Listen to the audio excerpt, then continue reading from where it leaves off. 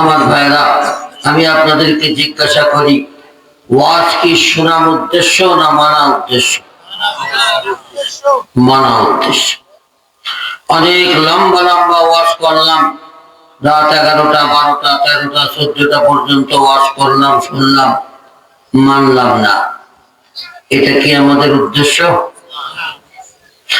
আর একটা কথা হলো, লম্বা ওয়াজ করলে, লম্বা লম্বা ইবাদত করলে আল্লাহর কাছে বেশি গ্রহণযোগ্যতা পাওয়া যাবে এমন কোন দলিল নাই।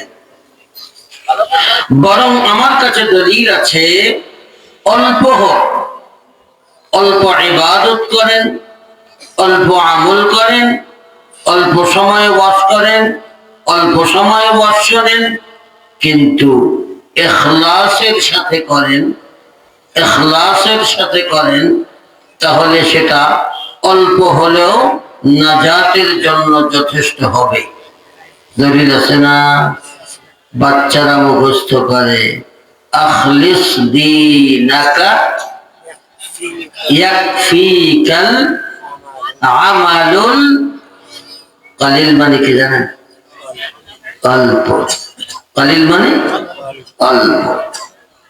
তুমি তোমার দ্বীনকে খালেস করো, ইখলাসের সাথে করো, অল্প আমলই তোমার নাজাতের জন্য যথেষ্ট হবে। বেশি রাত পর্যন্ত হুজুর 11টার আগে ছেড়ে দিল, হুজুর এত লম্বা পর্যন্ত ওয়াজ দিল না, ওয়াজই তো হলো না। কত মানুষ 12টা 1টা পর্যন্ত ওয়াজ হয়। বেশি বেশি রাত পর্যন্ত ওয়াজ করবেন, ফজরের নামাজটা ল্যাপের তলে পড়ে পড়ে, মানে বসে বসে শুয়ে পড়ে দেবেন। এটা উদ্দেশ্য না। আগে ঘুমানো, আগে উঠা, এটা সুন্নাত। বেশি রাত পর্যন্ত জেগে থাকাও সুন্নাতের খেলাফ। এই জন্য লম্বা ওয়াজ হবে না। আমি মুহতামিম সাহেবকে আগেই বলেছি, আপনি লম্বা কথা বলবেন না যে লম্বা ওয়াজ করব। আপনি দোয়া করবেন যেন আল্লাহ তাআলা এমন কিছু কথা মুখ দিয়ে বের করে দেন যার দ্বারা বক্তা শ্রোতা সকলেই উপকৃত হয়। ঠিক না? যদি উপকার হয় তাহলে লম্বা দরকার আছে, আর যদি লম্বা করিয়ে উপকার না হয় তাহলে সেরকম লম্বার দরকার নেই। আল্লাহ পাক এমন কিছু কথা বলার তৌফিক দেন যার দ্বারা আমরা সকলে উপকৃত হতে পারি, দুনিয়াতেও আখিরাতেও। বলেন আমিন। আমার ভাইরা, আমি আপনাদের সামনে ছোট্ট একটা আয়াত পড়েছি। কেন জানেন? আমাদের জানা দরকার যে আল্লাহর কোরআনের ওয়াজ তো শুনতে শুনতে কম শুনলাম না, কিন্তু ওয়াজ যে আন্দাজে হয়, কাজ কিসে আন্দাজে হয়? হয় না। কারণ কি? এই কারণটাই আমি আপনাদের সামনে আজকে উল্লেখ করব, এবং কি হলে ওয়াজটা কাজে লাগবে সেই বিষয়ে আল্লাহ কোরআনে বলেছেন। কথাটা আপনাদেরকে পরিষ্কার করে বুঝানোর চেষ্টা করব। ওয়ামা তাওফীকি ইল্লা বিল্লাহ। আমার ভাইরা, আল্লাহ বলেন, ফাযাক্কির ইন নাফাআতিয যিকরা। হে নবী, আপনি ওয়াজ করেন। ফাযাক্কির, আপনি ওয়াজ করেন। তাহলে ওয়াজ করতে যে বইছি, এই কাজটা আসলে কি? নবীওয়ালা কাজ, তাই না? আল্লাহ তাআলা আল্লাহর নবীকে আদেশ করতেছেন ওয়াজ করেন। ইন নাফাআতিয যিকরা, ইন নাফাআতিয যিকরা, যখন আপনার ওয়াজ উপকার করে, যখন আপনার ওয়াজ উপকার করে। বোঝা গেল? ওয়াজ সব সময় উপকার করে না, ওয়াজ সব সময় উপকার করে না। এজন্য আল্লাহ বলেন ইন নাফাআতিয যিকরা, যখন আপনার ওয়াজ উপকার করে। সায়াযাক্কারু মান ইয়াখশা, এখানে আল্লাহ বলে দিয়েছেন ওয়াজ কখন উপকার করবে। ওয়াজ উপকারে আসবে কখন? আল্লাহ বলেন সায়াযাক্কারু মান ইয়াখশা, কোরআনের উপদেশ গ্রহণ করে, কোরআনের উপদেশ কাজে লাগে তাদেরকে যারা আল্লাহকে ভয় করে। সায়াযাক্কারু মান ইয়াখশা, আল্লাহ বলেন কোরআনের উপদেশ গ্রহণ করে, ইয়াযাক্কারু মানে ইয়াত্তাইযু, আল্লাহ বলেন কোরআনের উপদেশ গ্রহণ করে মান ইয়াখশা, তারা যারা আল্লাহকে ভয় করে। এই আয়াতের দ্বারা বোঝা গেল যার অন্তরে আল্লাহর ভয় আছে, আল্লাহর কোরআনের উপদেশগুলি তারাই শুধু মেনে চলে। একটা কথা বোঝা গেল, আল্লাহর কোরআনের উপদেশ কারা মানে? যাদের অন্তরে আল্লাহর ভয় আছে, ঠিক না? এখন যারা কোরআনের উপদেশ মানে না, বুঝতে হবে তাদের অন্তরে আল্লাহর ভয় নাই, ঠিক না ভাই? ঠিক।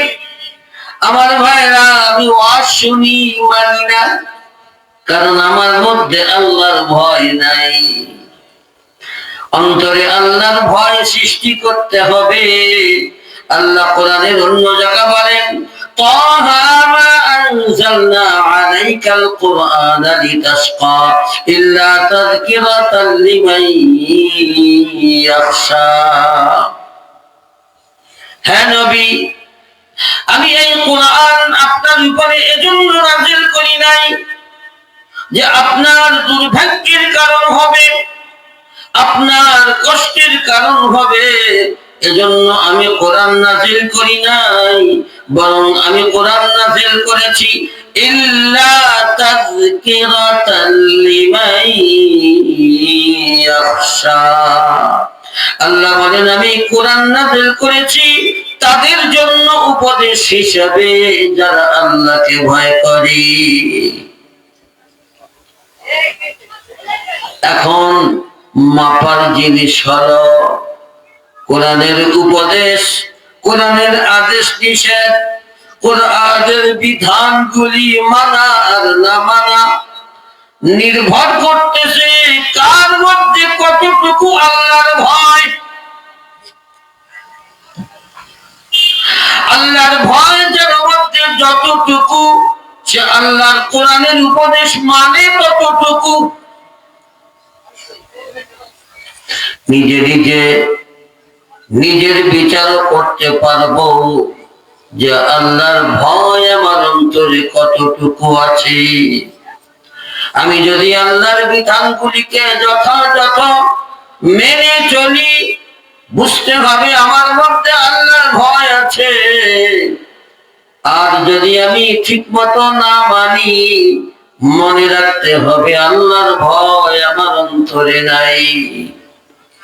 এজন্য আল্লাহ কোরআনের অন্য আয়াতে বলেন ফাযাক্কির বিল কুরআন, হে নবী আপনি কোরআন দিয়ে ওয়াজ করেন। ফাযাক্কির বিল কুরআন, হে নবী আপনি কোরআন দিয়ে ওয়াজ করেন। তারপরে আল্লাহ বলেন মান ইয়াখাফু ওয়াঈদ, তাদেরকে যারা আমার শাস্তিকে ভয় পায়, যারা আমার শাস্তিকে ভয় পায় তাদেরকে আপনি কোরআন দিয়ে ওয়াজ করেন।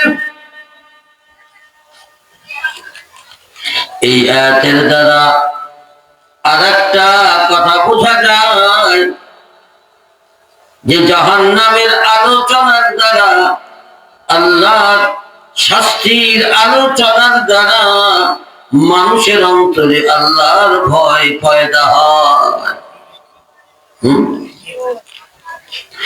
একটা আয়াতে আল্লাহ বলেন ইল্লা আলাল খাশিঈন, আল্লাহ চাহি জীবন যাপন করা আল্লাহর বিধানগুলি মেনে চলা কঠিন জিনিস। ইল্লা আলাল খাশিঈন, আল্লাহ বলেন কিন্তু যাদের মধ্যে আল্লাহর ভয় আছে তাদের জন্য কোনো কঠিন ব্যাপার না। এরপরে আল্লাহ বলেন আল্লাযীনা ইয়াযুন্নুনা আন্নাহুম মুলাকু রাব্বিহিম ওয়া আন্নাহুম ইলাইহি রাজিউন, তাদের মধ্যে আল্লাহর ভয় পাওয়া যায়, তারা আল্লাহকে ভয় করে। যারা বিশ্বাস করে, ইয়াযুন্নুনা, তার মানে হলো ইয়াস্তাইকিনুনা, যারা বিশ্বাস করে আন্নাহুম মুলাকু রাব্বিহিম, যে তাদের প্রভুর সঙ্গে তাদের মুলাকাত করা লাগবে, মালিকের সঙ্গে মুলাকাত করা লাগবে, মালিকের সামনে দাঁড়ানো লাগবে, মালিকের সামনে যাওয়া লাগবে। এই কথার বিশ্বাস যার অন্তরে যত বেশি, তার অন্তরে আল্লাহর ভয় তত বেশি। আমার ভাইয়েরা, আল্লাহর সামনে যাওয়া লাগবে। আর আল্লাহ যে কত বড় ক্ষমতাওয়ালা, মানুষ যতই বোঝাক তারপরেও বুঝায় শেষ করতে পারবে না। আমার ভাইরা, কিয়ামতের ময়দানে যখন মানুষ আল্লাহর সামনে বসা থাকবে, আল্লাহ কিছু আয়াতে বলেন আল্লাহর সামনে সারা দুনিয়ার মানুষ আর জিন ওই ময়দানে বসা। কেউ টু শব্দ কথা কুটু শব্দ করার মতো ক্ষমতা হবে না, কোন শব্দ নেই।